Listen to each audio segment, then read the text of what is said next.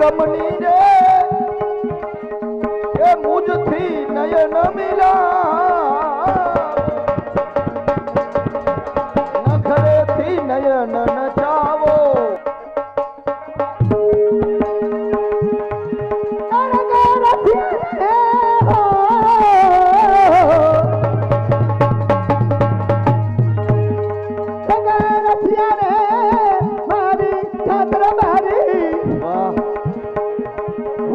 રાજપુરા વસનારી રાજપુરા હનુમતે સ્વામી મુજે સુખકારી એ તમે ભણી કે જાગરા રે મારી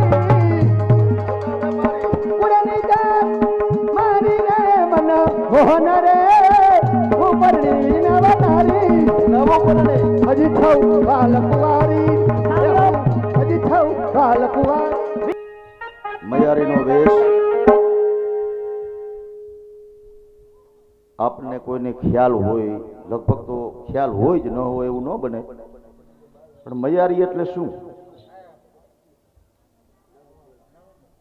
આ ભવાઈનો જૂનામાં જૂનો વેશ છે બાપુ. આ કોઈ જ્ઞાતિનો વેશ નથી. આ મયારીનું પાત્ર છે. આ વેશનું નામ છે સંગીત લીલાવંતી. 3 કલાકનો વેશ છે. આ બાઈ છે એ વાણિયાની દીકરી છે. આ દીકરી વાણિયાની છે જેનું નામ છે લીલાવંતી. આ મારો જે રોલ છે, મારું પાત્ર છે, એ પાત્રનું નામ છે સુમતીલાલ. પણ ખરાબ સોબત થવાથી અવળા રસ્તા ઉપર સુમતીલાલ ગયો એટલે એમના કુટુંબે એવો વિચાર કર્યો કે આના આપણે લગ્ન ગ્રંથિથી જોડી દઈ એટલે પાછો વળી જાય. પણ કામી કુળ ન ઓળખે. સાંભળો કામી માણસ છે એ બાર ગૌ ઉપર ઉજળ દેખતો હોય, એને એમ થાય કે મારા સિવાય આ દુનિયામાં કોઈ નથી. આ કામી માણસ હતો એટલે વેશ્યાના દ્વારાથી પાછો ન ફર્યો. લગ્ન થયા પછી 8-8, 10-10 દિવસના વાણા વાઈ ગયા. પછી આ લીલાવંતી બાઈ જેમની નણંદ, એ લીલાવંતીને પૂછે છે કે ભાભી તમે શા માટે ઉદાસ? તઈ આ લીલાવંતી બાઈ પોતાનો હયું એની નણંદ પાસે ઠાલવે છે અને એમ કહે છે કે આજે 8-10 દિવસ થયા તમારા ભાઈ સાથે 4 મંગળ ફેરા ફરીને હું આવી, પણ હજી સુધી મેં તમારા ભાઈનું મુખ નથી જોયું. તમારા ભાઈ ક્યાં છે? તે નણંદે રોવા માંડી ગઈ અને ભાભી બે નણંદ ભોજાય બે રોવા માંડી ગયા. અને પછી કીધું કે ભાભી સાહેબ, મારા ભાઈ છે નહીં અવળા માર્ગે છે, એને પાછા વાળવા માટે અમે લગ્ન કર્યા પણ હજી પાછા ન વળ્યા. કે તમારા ભાઈને પાછા વાળવાના એ મારી ફરજ છે. બાપુજીને બોલાવો, કુટુંબને મારી પાસે બોલાવો. એટલે સગાવાલાને, કુટુંબને, બાપુજીને બધાને બોલાવ્યા. કીધું કે મને ભરવાડ જ્ઞાતિના અને રબારી જ્ઞાતિના જે બૈરાઓના કપડા હોય ને એવા કપડા મને સીવડાવી દે અને 5 હાથ ભેહું ઘરે બાંધો, એક ગોવાળ વાળો રાખી દો. મારે મયારણનો વેશ લઈ અને વેશ્યાના બંગલે જવું છે દૂધ દેવા માટે. એટલે આ લીલાવંતી બાઈ વાણિયાની દીકરી મયારીના કપડા પહેરી 1 મહિના સુધી વેશ્યાના દ્વારે દૂધ વેચવા માટે ગઈ. એટલે ઓલો ભાઈ જે સુમતીલાલ હતો એ વેશ્યાના રૂપમાંથી મોહ ઉતરી ગયો અને આના રૂપમાં મોહ પામ્યો. કામી માણસ હતો ને, આના ઉપર મોહિત થયો. એટલે એને કીધું કે મને તમારા મકાનની નિશાની આપો, મારે તમારે ત્યાં આવવું છે. એટલે મયારીનું જે વેશ છે એ બાઈ પોતે પછી વાણિયાની જ્ઞાતિના કપડા પહેરી હાથમાં થાળ લઈ અને એના પતિને વધાવવા માટે દરવાજામાં ઊભી રહી.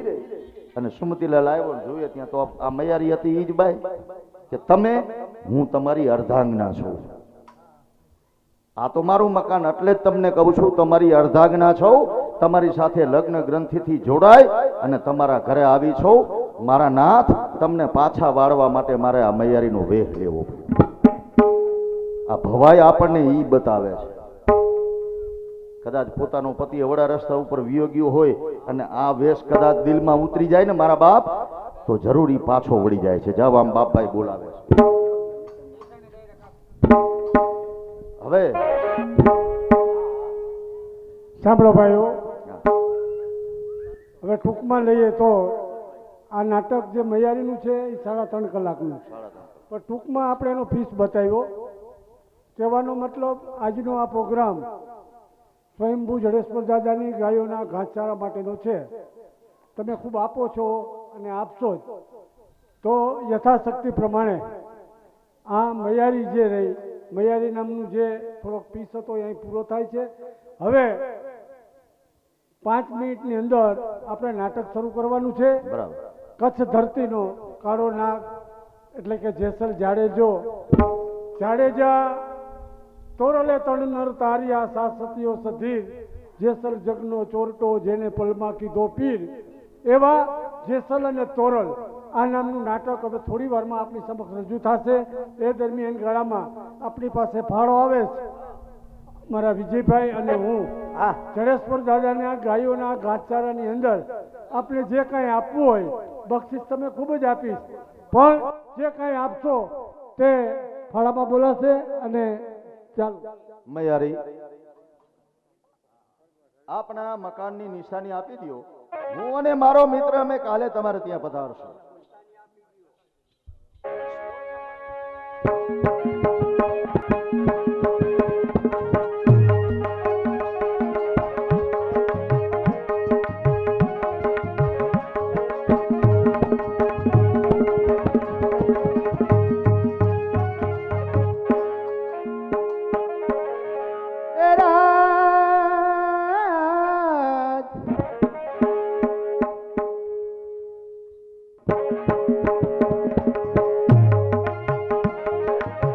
સરોવર પારે બેઠી પાતળિયા,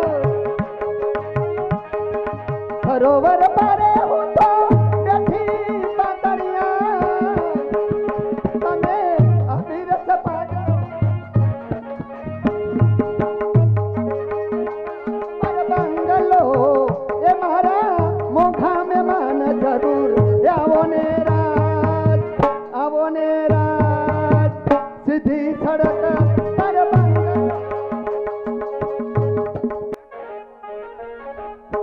મોગી મારાનું ખોવાણું મોતી રે મારું મોતી હો.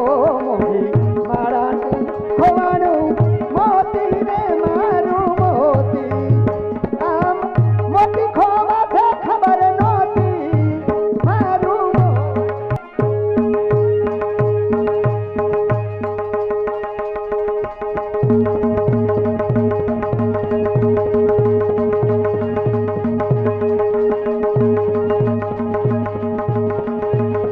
હવે નાટકની શરૂઆત આપની સમક્ષ કચ્છ ધરાનો ઇતિહાસ જેસલ તોરલ, જેસલ તોરલ, જેસલ તોરલ.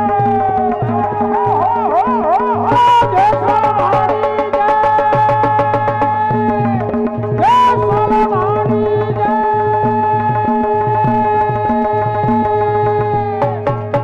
આખારિયા ખુમારિયા સાબે રખાઈ ભુજિયા ડુંગરી થા આવતી વળી કીધા લોટા સિવા જય ચલ જારો જારો પેરો ચાલ લાંગલ લોટી લા લાંગલ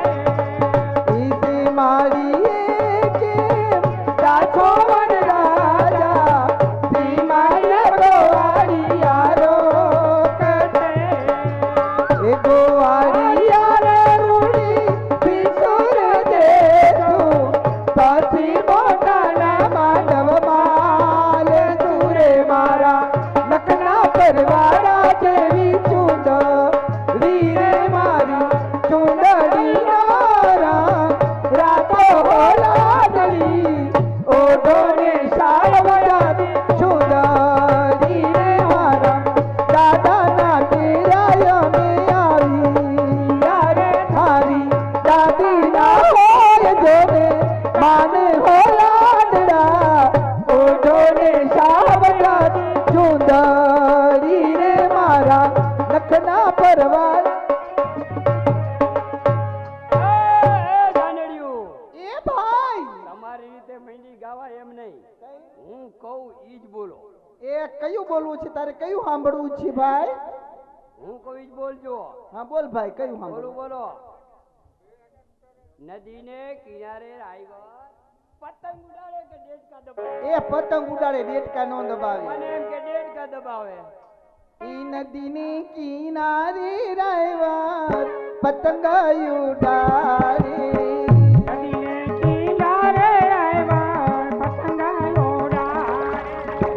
આયો પવન ના લીરો તૂટ્યો પતંગ નો દોરો નદીની કિનારે રાયવાર પતંગ ઉડાડે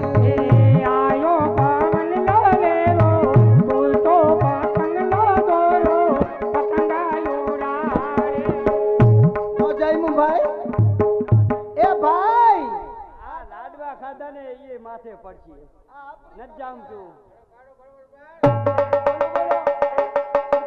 બગલા ચડાવો અંદર કાચની બારીઓ મુકાવો અને ફરતો કેરોસીન છટાવો વીરો મારો હડાડ હડા એ બેહી જાય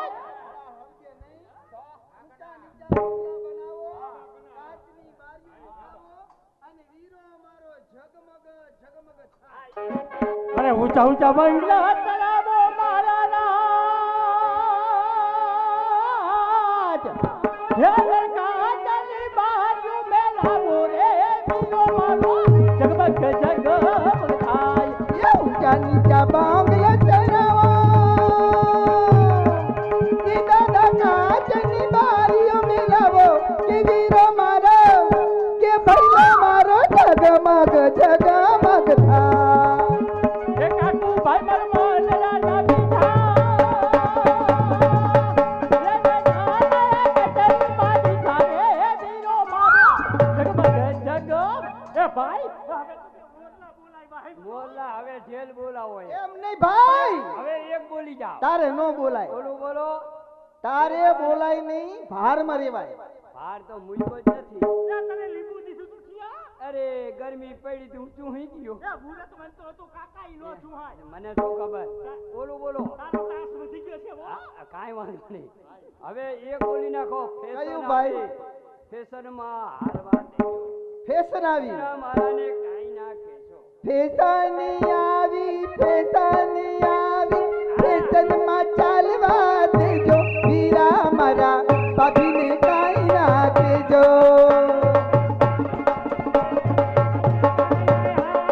ફેશનમાં ચાલવા દેજો વીરા મારા ભાભીને કાંઈ ના કહેજો વીરા મારા ભાભીને કાંઈ ના એ ઘડિયાળ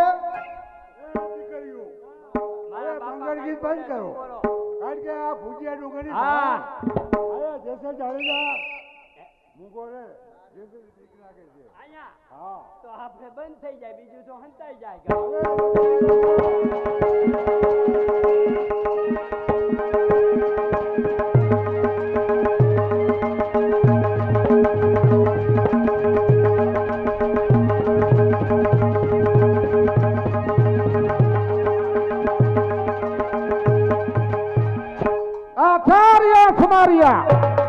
આ કોની જા દાગીના લૂંટી લીધા સુમારિયા માં બોલી દાગીના લૂંટ હાચો હીરો તે ગુમાઈ આ જાળો જો થોડી કરે તો જોયરા